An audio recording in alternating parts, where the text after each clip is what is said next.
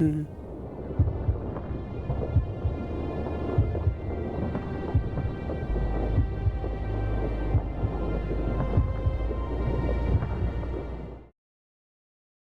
আসসালামু আলাইকুম। সুপ্রিয় দর্শক মণ্ডলী, সেব্রেনিসা দিবস উপলক্ষে আয়োজিত দিনব্যাপী প্রোগ্রামের এখনকার পর্বে আমি কামাল শিকদার আপনাদেরকে স্বাগত জানাচ্ছি। আমরা শুরু করেছিলাম আজকের প্রোগ্রাম বলকান অঞ্চলের ইতিহাস, ইসলাম এবং দ্বন্দ্ব নিয়ে, আমাদের অতিথিদের নিয়ে পর্ব। আমরা আলোচনা করেছি গণহত্যা ও মুসলিম বিশ্বের সাথে বসনিয়ার সম্পর্ককে নিয়ে। এই পর্যায়ে এখন আমরা আলোচনা করব সমাজ, রাজনীতি এবং ইউরোপিয়ান ইউনিয়নের সাথে বলকান অঞ্চলের সম্পর্ক নিয়ে। আর সবশেষে আজকে আমাদের আয়োজন থাকবে ভবিষ্যৎ এবং শহীদদের জন্য দোয়া। তো এখনকার প্রোগ্রামে আমরা স্বাগত জানাচ্ছি এবং সুপ্রিয় দর্শক মণ্ডলী, আজকের এই পর্যায়ে এই প্রোগ্রামে আমাদের সঙ্গে অংশ নিচ্ছেন বসনিয়া থেকে একজন অধ্যাপক, যার কথা আমরা শুনব, যিনি ফিল্ড থেকে বসনিয়ার বর্তমান আর্থসামাজিক অবস্থা সম্পর্কে আমাদেরকে জানাবেন। স্টুডিওতে আমাদের সঙ্গে আরও একজন অতিথি যোগ দিবেন, আমরা আশা করছি খুব শীঘ্রই, ডক্টর শামসুল করিম, যিনি ইউনিভার্সিটি অব এসেক্সের এন্টারপ্রেনারশিপ বিভাগের সহকারী অধ্যাপক। Dear viewers, welcome to our current programs, which we will be discussing on the socio-political situation and economy of Bosnia. In this program, we have a guest from Bosnia who will give us insight on the current political and economic situation of Bosnia and how Bosnia is preparing itself to strengthen its relationship with European Union. I would like to welcome Dr. Ahmed Kulanic, who is a Bosnian scholar of politics, sociology, and religion. He currently works as a director of Canton Sarajevo Memorial Fund. Previously, he worked as an assistant professor at Istanbul Commerce University, coordinator for science, research, and education at Institute of Bosnian Studies. Dr. Ahmed Kulanic, welcome to our show. Assalamu alaikum.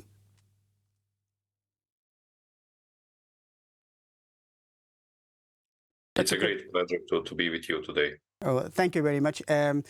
So, Dr. Kulanic, as I have said at the beginning, that this program is about the current socio-economic situation, political situation, and Bosnia's relationship with the EU. We will be focusing on these topics only. And since you are in Bosnia and you've been working in Bosnia for a long time, and we would like to know that since it's been like 28 years after the peace treaty was signed, so I would say that 2.5 decades is a long time for a society to leave its past behind and moving forward. So in these 28 years, how Bosnia has evolved from its trauma of genocide, war, and how it is actually preparing itself for the future, and it is preparing its future generation. Thank you very much for this question. So when we speak about these almost 3 decades of post-war period in Bosnia and Herzegovina, it has its rises and downs, like every state, every society. We had unfortunately, we had the experience of the war and the genocide in Bosnia and Herzegovina that divided the Bosnian into ethnic groups or divided communities. And the legacy that we have of a post-war period is usually based in that context. When we speak about the post-war period in Bosnia and Herzegovina, always there is a reference related to the Bosnian War. And the Dayton Peace Agreement that was reached in 1995 after the Srebrenica genocide actually had its great feature that most scholars would acknowledge, and it is that it ended the war. However, the structure that Dayton Peace Agreement established in Bosnia and Herzegovina, with the state level government, 2 entities, and within 1 entity, 10 cantons, plus the district Brčko that was the part of the settlement, actually strengthened the division of the Bosnia and Herzegovina, fostered the the economic the division in a way that it had one entity that was ethnically cleansed during the war, given to the one people, one ethnic group in Bosnia named Republika Srpska. And that exclusively meant like it is the entity of the Serb people in Bosnia, or Bosnian Serbs. And this is what actually has been a big issue when it comes to the settlement in Bosnia and Herzegovina, because everything revolved around these divisions rather than the strengthening of the state institutions.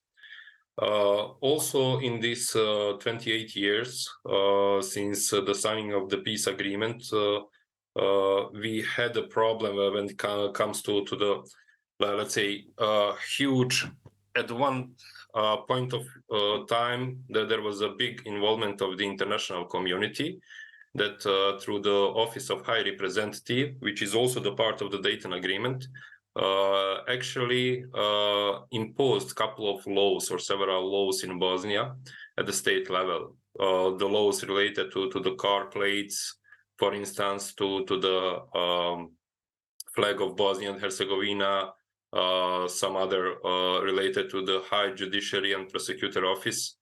And this is something that we had like in the first phase from 1996 to 2006. We could say that we had big involvement of the international community within the Bosnia and Herzegovina, and that actually in a way led to development of mostly international ownership of the key political processes in Bosnia and Herzegovina, while actually it undermined the accountability of the local politicians, because always they if they couldn't agree on a certain thing, they would rely on a high representative to intervene and to impose the laws.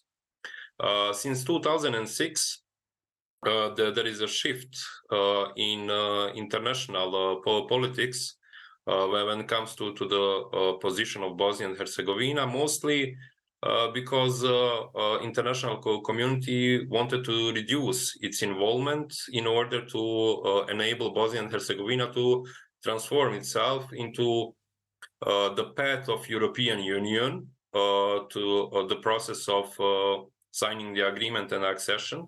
And they wanted to rely more on the local ownership. However, this structure that has been constructed during the Dayton Peace Agreement actually gave a lot of possibilities of the gridlock in Bosnia and Herzegovina, and a lot of possibilities to stop the imposing or giving or providing new laws and elections.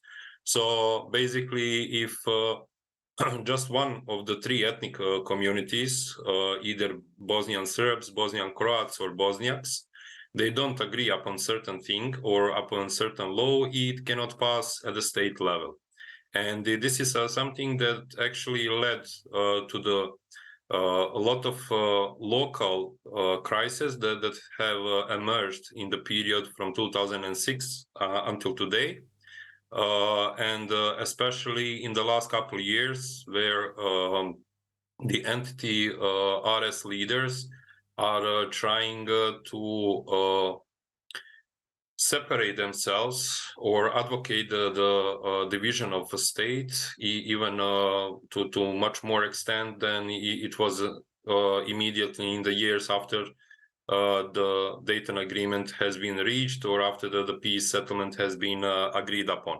So this is basically what actually now we are facing with the problems of the state structure that is not functioning state. Because there are a lot of vetoes that can be imposed. Besides the ethnic one that I mentioned, you also have the entity vetoes that leads towards the blockade of states if they don't want to agree. And now, even in this last couple of years, we have a lot of problems. Dr. Kulanic, I will just interrupt you here because Yes. that you said. I mean, obviously, the political system that are now still installed in here. There's there's a there's a college of presidents, and Yes. for each, what I assume that for each like ministry, there are 3 representatives from 3 ethnic groups.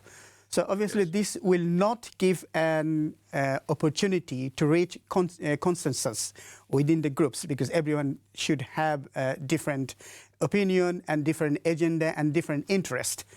So in order to address these issues, because this wasn't a viable solution. I mean, this was the only solution at the time, but obviously it is not a viable solution. So in order to overcome this stagnation, is there any dialogue between the ethnic groups, other than the backing of the outsiders or the outside powers?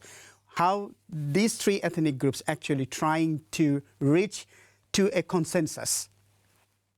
There have been a couple of the attempts previously in the past under the supervision of international community that you mentioned from 2006. But I don't see now that there are any of, let's say, solid initiatives among the local politicians to try to find the common ground. Because mostly in the last years, the things get politicized in a way that it is very hard to negotiate something when someone doesn't want to negotiate. So this is the obviously that we have. And especially prior to Ukrainian crisis, in Bosnia, we also had the crisis, and we also had the attempt of one entity to separate or to declare the independence within the Bosnian Herzegovina or from the Bosnian Herzegovina. And they wanted to conduct this referendum when it comes to this, but the Ukrainian war and crisis actually prevented that one.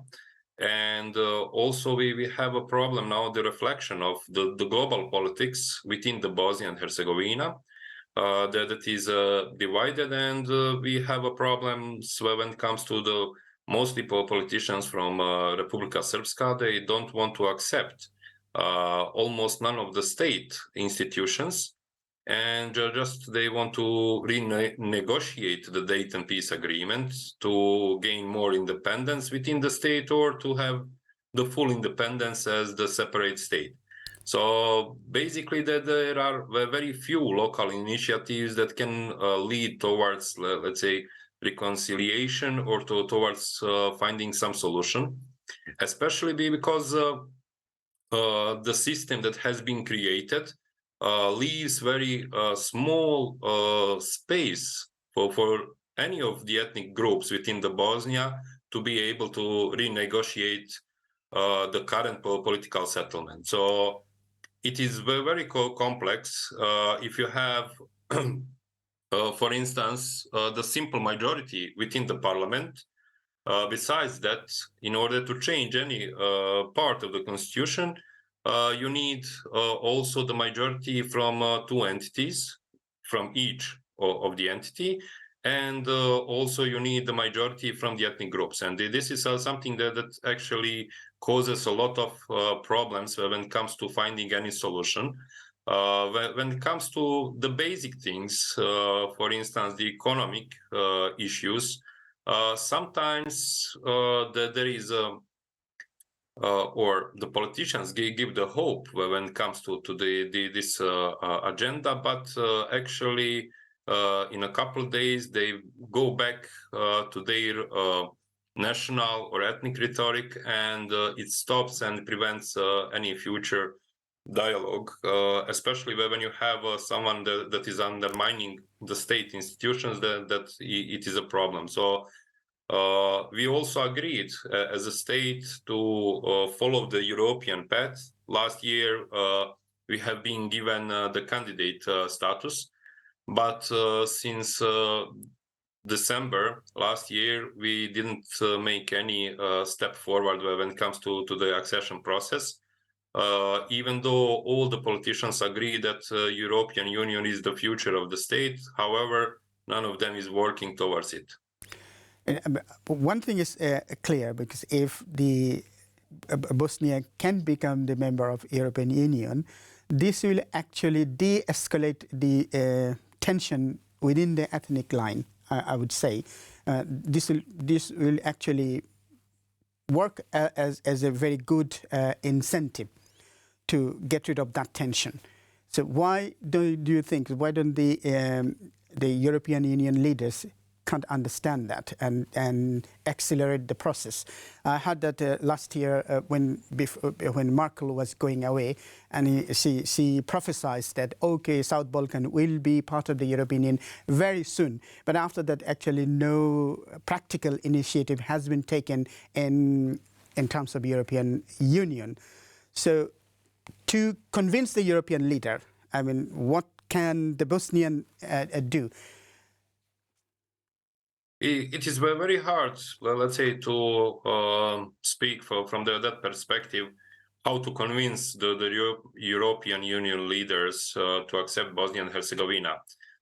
Because certainly Bosnia and Herzegovina needs a lot of assistance when it comes to the EU accession process, especially in deblockading all those processes that have been blocked during the last couple of years, and also trying to find the solid partners when it comes to solid and honest partners when it comes to the EU accession process.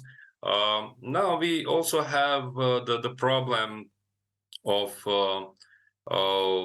the regional situation is not very well when it comes to the also politics, because you need to understand that none of the ethnic group, neither Bosnian Serbs nor Bosnian Croats, actually have in a way, independent politics. Rather, they rely on the politics of the two neighboring countries, either Croatia, that is a member of EU, or Serbia, that is not.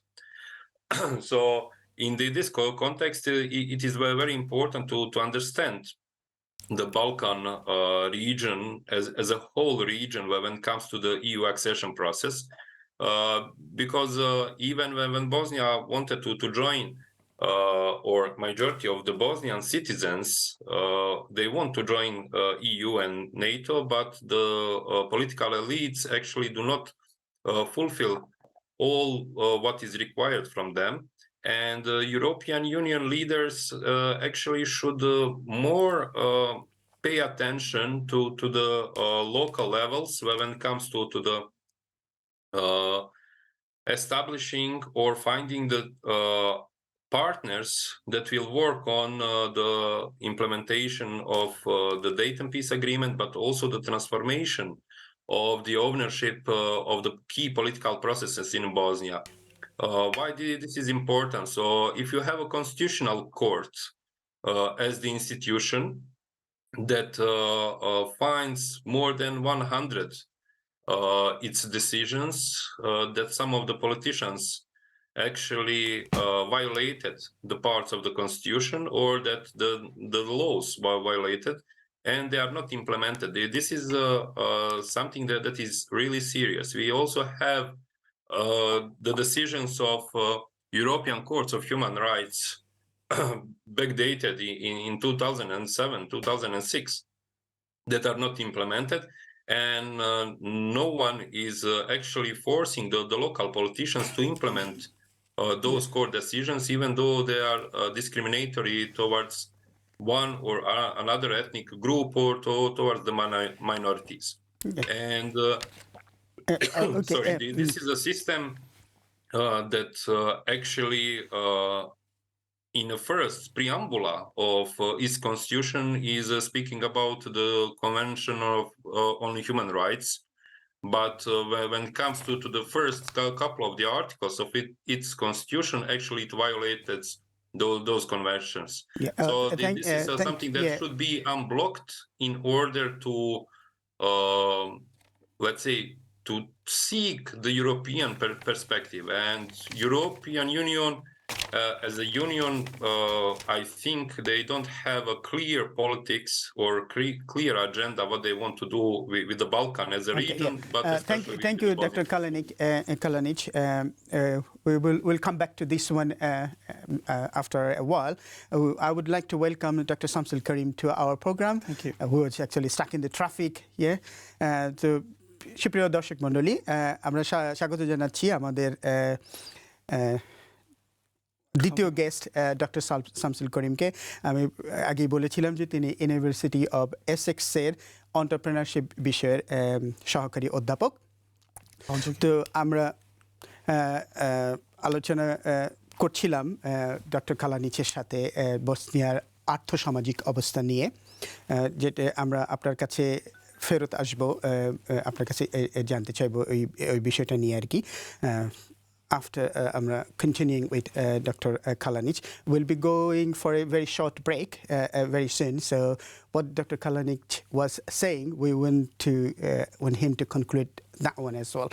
So Dr. Kalanić, one thing is for sure that, as you have mentioned, that actually the other two ethnic groups are being heavily influenced by the neighboring countries. And I think that in terms of the economic help and also fueling the division, they are actually playing a very, very grave role in that. And in order to minimize that, what diplomatic steps that current Bosnian government has taken? The Bosnian government currently is trying to, let's say, and the Ministry of Foreign Affairs, that they are trying to visit as much countries as they can to try to impose the Bosnian agenda or the Bosnian question in a way that international community pays more attention to Bosnia and Herzegovina.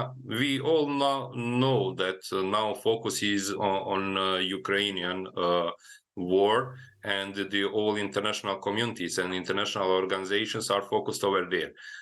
But the reflection of that politics that has been conducted in Ukrainian war is actually seen also in Bosnia and Herzegovina, because you know that the biggest ally of Putin is actually the Bosnian Serb member of Serb president of the entity, Milorad Dodik, and he's actually trying, and he's actually exercising all the power that he can, and he's gaining all the support that he can from Putin himself or from the Russian government. So this is basically the reflection in the Balkans as well, so that we have. And the European Union, they are always stating that when it comes to the economy, we saw the last week that there was a decision of European Union to support the projects and to give this unreturnable grant to the Balkan region countries, and among them to Bosnia. And none of the project from the entity of Republika Srpska actually got supported. And this is something that can, in a way, be influential when it comes to the rhetoric, or when it comes to the position of Republika Srpska as the entity. But when it comes to the Bosnia and Herzegovina as a whole, there are more important problems, or there are more important issues, especially when it comes to the rhetoric. So it is really hard to have someone in power or in position when we are remembering the genocide in Srebrenica, that he is denying the genocide in Srebrenica, and he is a state representative, or that he is undermining the state institutions. He is challenging all the state institutions. And within those institutions, you also have the people from Republika Srpska that are working in state institutions in Bosnia, and actually they do not follow the code of the state institutions or the policies of state. Rather, they follow Thank the you, Dr. instructions of Kalanić. ethnic leaders. Thank you, Dr. Kalanić. I think we have got the point. So we will be actually going for a break now, and after the break, we will be continuing our discussion. সুপ্রিয় দর্শক মণ্ডলী, দেখছেন সেব্রেনিসা দিবস উপলক্ষে আমাদের বিশেষ আয়োজন আর্থসামাজিক পরিস্থিতি বসনিয়ার এবং ইউর সাথে সম্পর্ক এই বিষয়ে অনুষ্ঠান। তো আমরা এখন একটা ছোট্ট বিরতিতে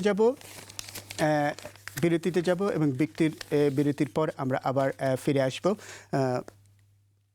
ততক্ষণ পর্যন্ত আমাদের সঙ্গে থাকুন।